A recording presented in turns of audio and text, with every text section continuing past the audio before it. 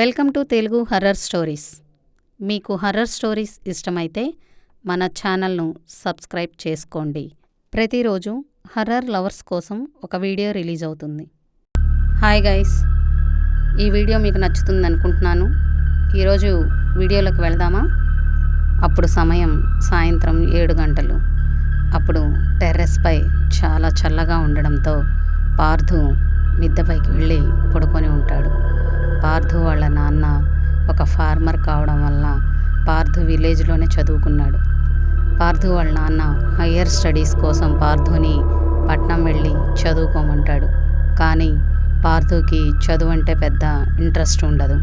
వాళ్ళ నాన్నను చూసి చిన్నప్పటి నుండి తను కూడా ఫార్మర్ అవ్వాలనే అనుకుంటాడు. ఇక పార్థు వాళ్ళ ఇల్లు ఊరికి చివర్లో ఉంటుంది.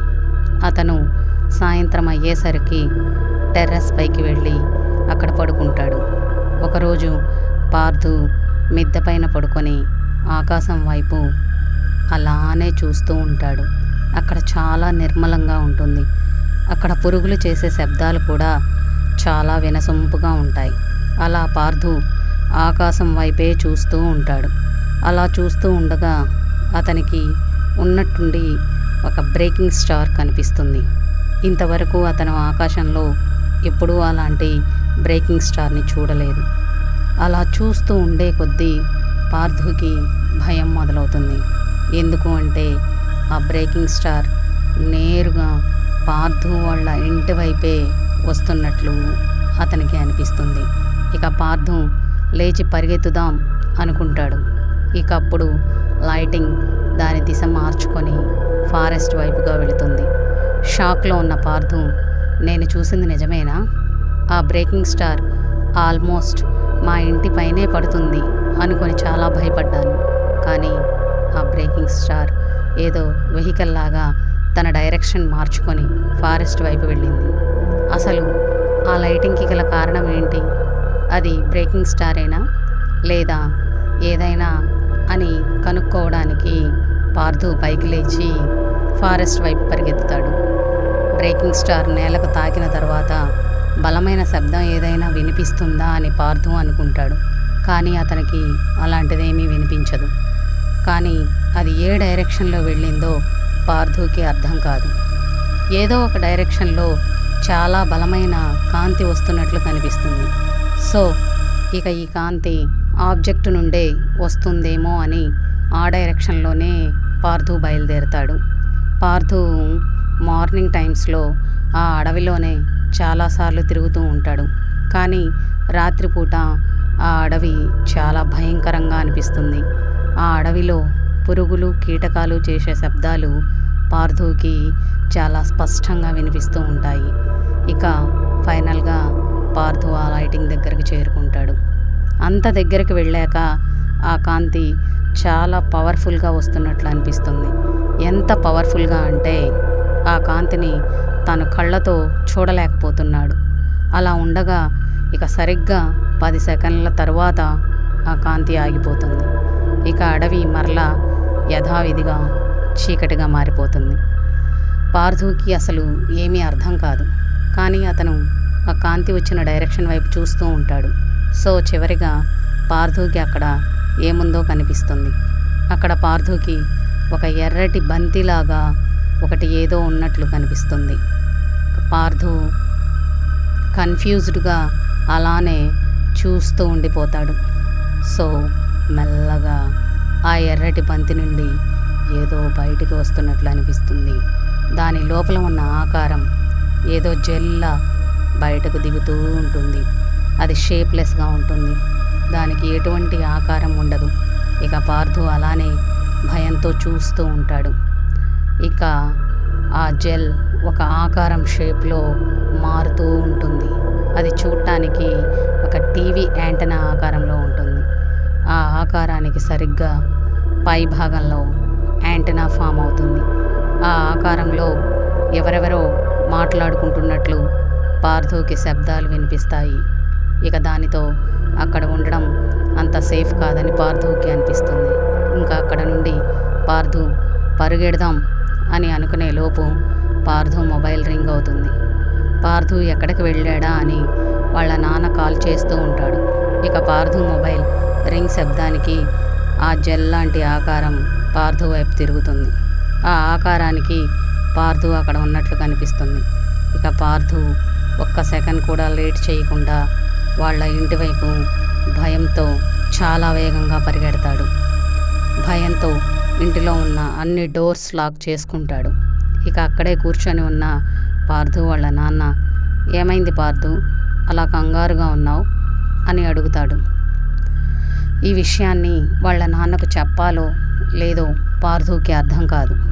ఎందుకు అంటే ఒకవేళ పార్థు ఈ విషయం వాళ్ళ నాన్నకు చెబితే ఆయన ఆ ఏరియాకు వెళ్ళి చెక్ చేస్తే ఒకవేళ వాళ్ళ నాన్నకు ప్రమాదమని, అది అంత సేఫ్ కాదని పార్థు అనుకుంటాడు.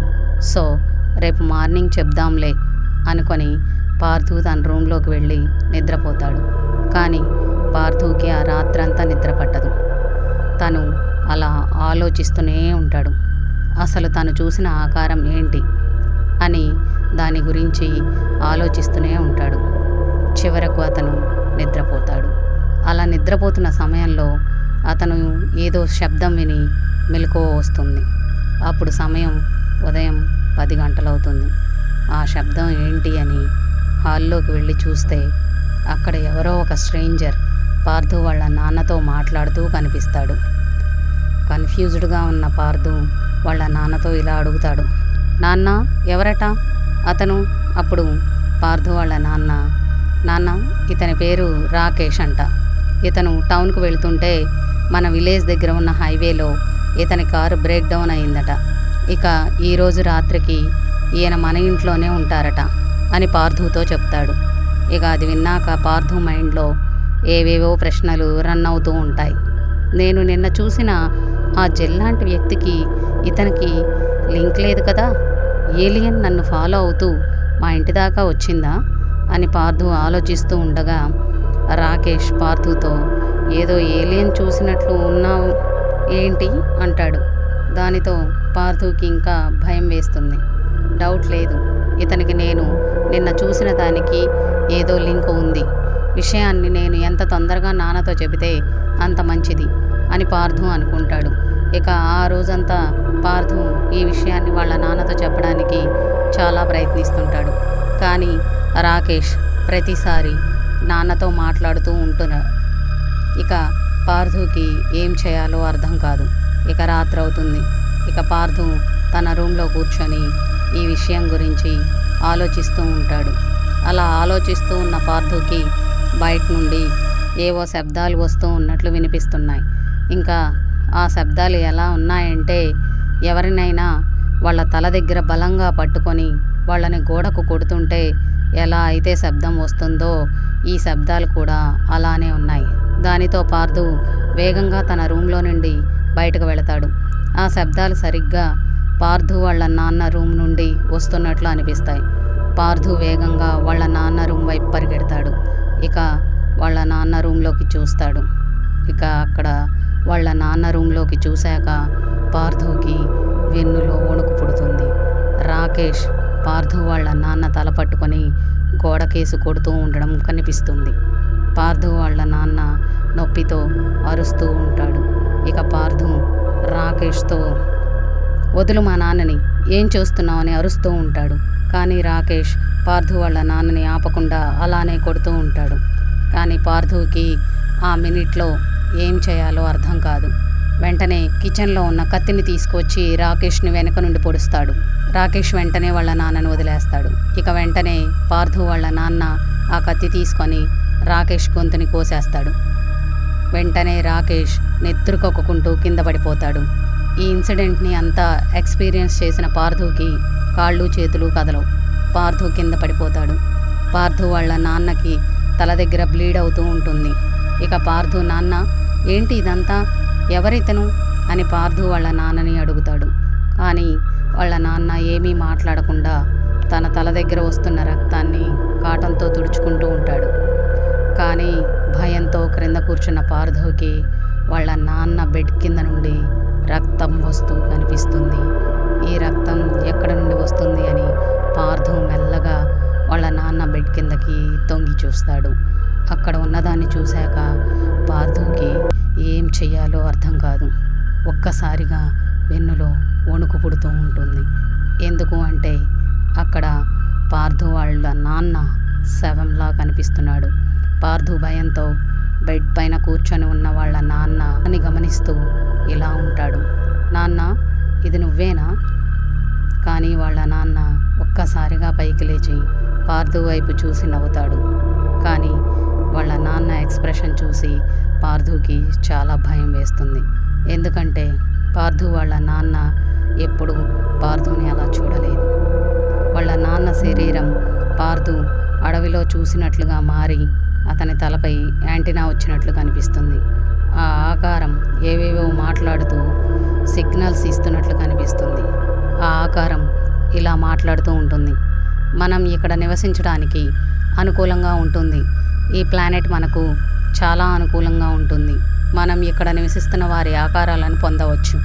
ఈ ప్లానెట్ పేరు ఎర్త్ అని ఆ ఆకారం వాళ్ళ ఫ్రెండ్స్తో చెబుతుంది.